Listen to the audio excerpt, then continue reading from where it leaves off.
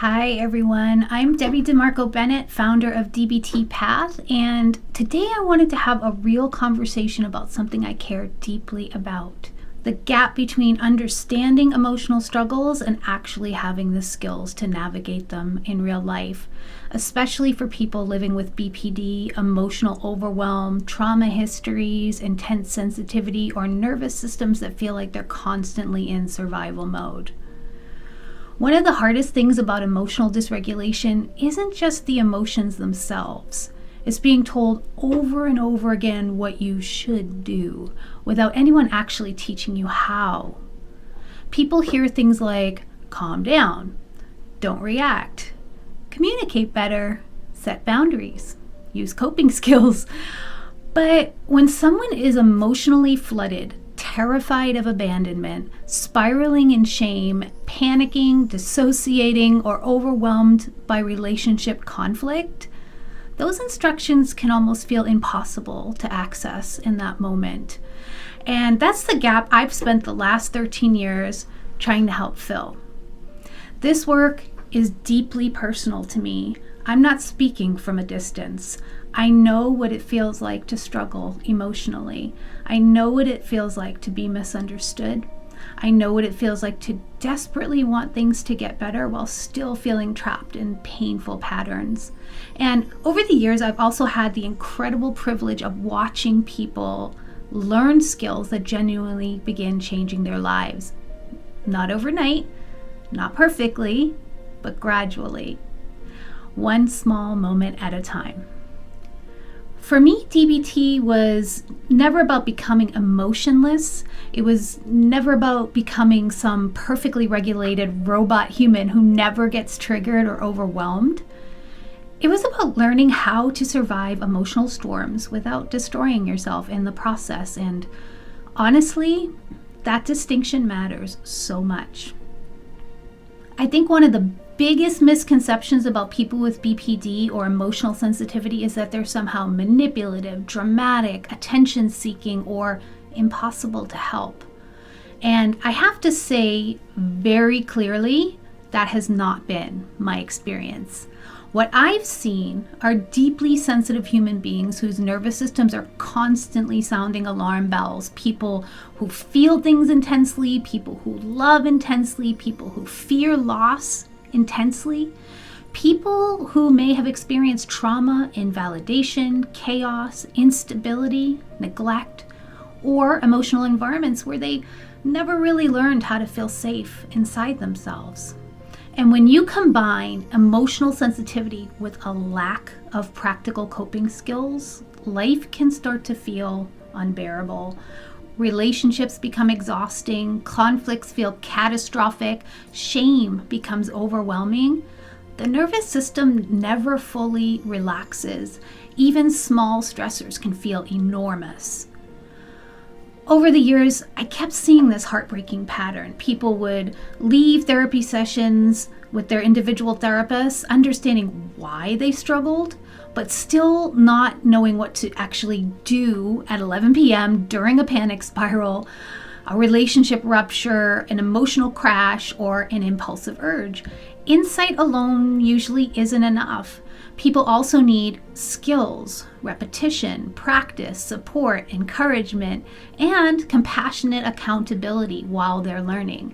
That's where DBT skills can become so incredibly powerful.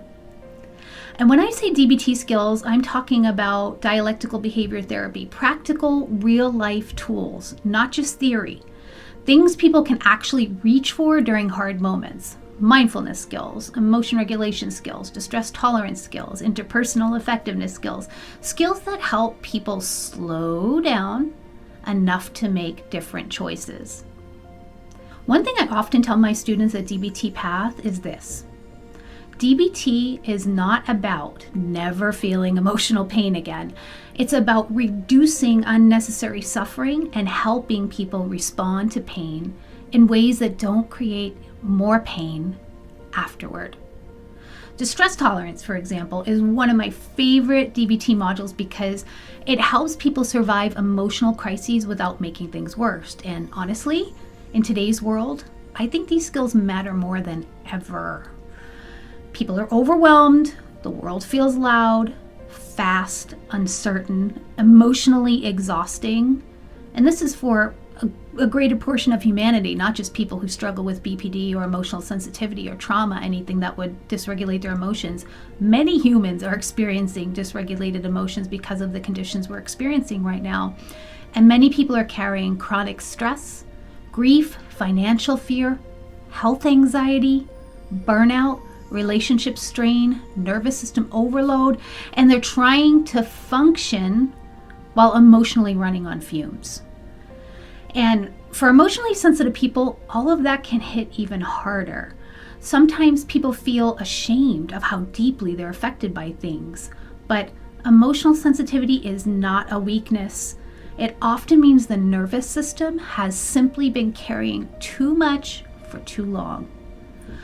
One of the reasons I created DBT Path was because I wanted people to have access to ongoing support and skills and reinforcement in a more accessible, human-centered way.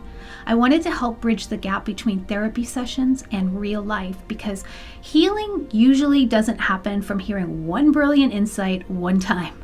Healing tends to happen through repetition, practice, repair, community, trying again, learning new patterns slowly over time, building those new neural pathways.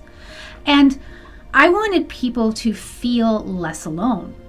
That part matters so much. So many emotionally sensitive people secretly walk around feeling broken, defective, too much, too needy, too emotional, too difficult, when in reality, many of them are trying unbelievably hard every single day just to hold themselves together.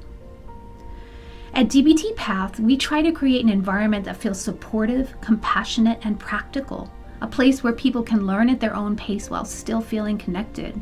Where they can ask questions, practice skills, receive feedback, come back after setbacks, and keep learning without shame.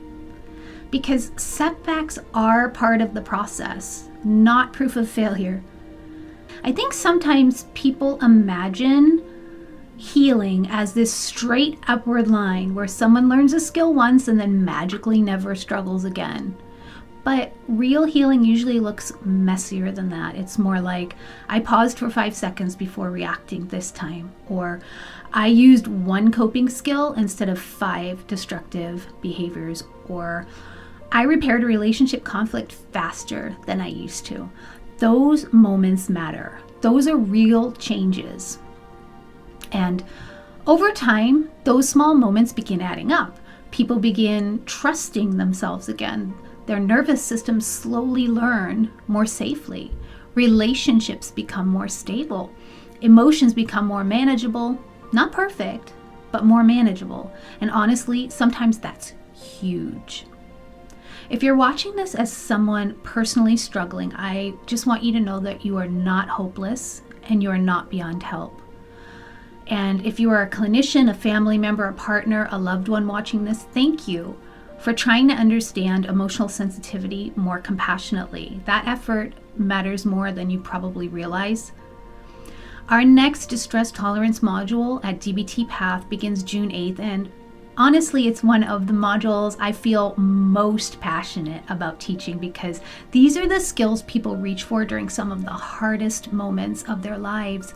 The moments where emotions feel unbearable, the moments where emotions and urges feel overwhelming, the moments where people desperately need something concrete to hold on to. So whether you're someone looking for support personally or someone hoping to help a client or a loved one, I'm really glad you found this video, and I truly hope it helped you feel a little less alone. Thank you so much for being here, and remember, emotional sensitivity does not make you weak. Sometimes it simply means that your nervous system has been carrying more than most people can see. Take good care of yourself. Hope to see you in class very soon at emotionallysensitive.com.